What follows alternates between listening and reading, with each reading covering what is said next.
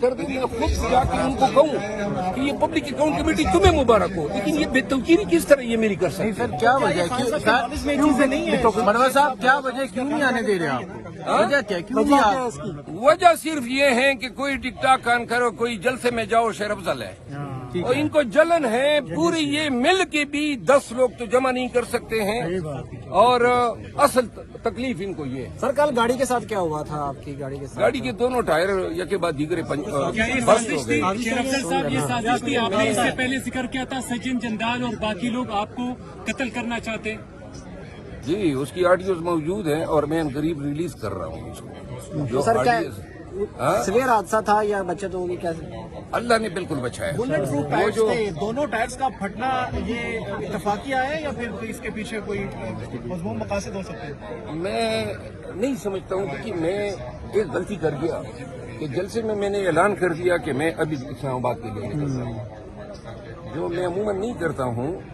باقی یہ جو واقعہ ہوا ہے اگر تھوڑا بھی مجھے شک ہوتا تو میں شاید اس کے حوالے سے، لیکن اور میرے پاس کوئی ایویڈنس نہیں ہے کہ میں اس کو حادثے کے علاوہ کوئی اور چیز قرار دوں سوائے اس کے کہ یہ دونوں ٹائرز 150 کلومیٹر پر آر کے رفتار سے یک کے بعد دیگرے پھٹے۔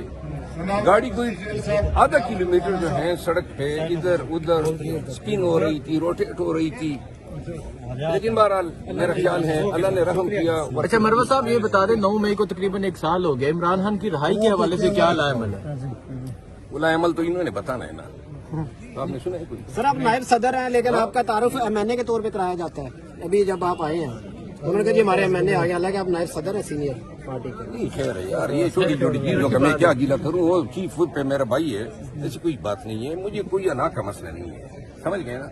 اصل بات یہ ہے آپ سب کے توجہ سے میں کہہ رہا ہوں، واحد کام جو ہم کر سکتے ہیں احتجاج اور ریلی لوگوں کو نکالنا، اور یہ میں چاہتا ہوں کہ ہم کریں، زبانی جمع خرچ کے بجائے ہم یہ کریں کہ پاکستانیوں کو نکال سکیں۔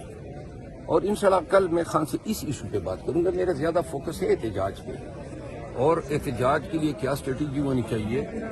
کل خان صاحب سے انشاءاللہ گفتگو بھی ہوگی اور ہمیشہ ان کو سنتے ہیں، کل میری کوشش ہوگی کہ خان صاحب مجھے سنیں۔ سر نارتھ پنجاب کے جو صدر ہیں، نارتھ پنجاب کے صدر ہیں، سمادیہ طاہر کو ہٹا کے اس کو لگا دیا، کہتے ہیں اس نے پہلے مذاکرات کیے تو پریس کانفرنس کی تھی اور اس بندے کو لگا دیا گیا ہے۔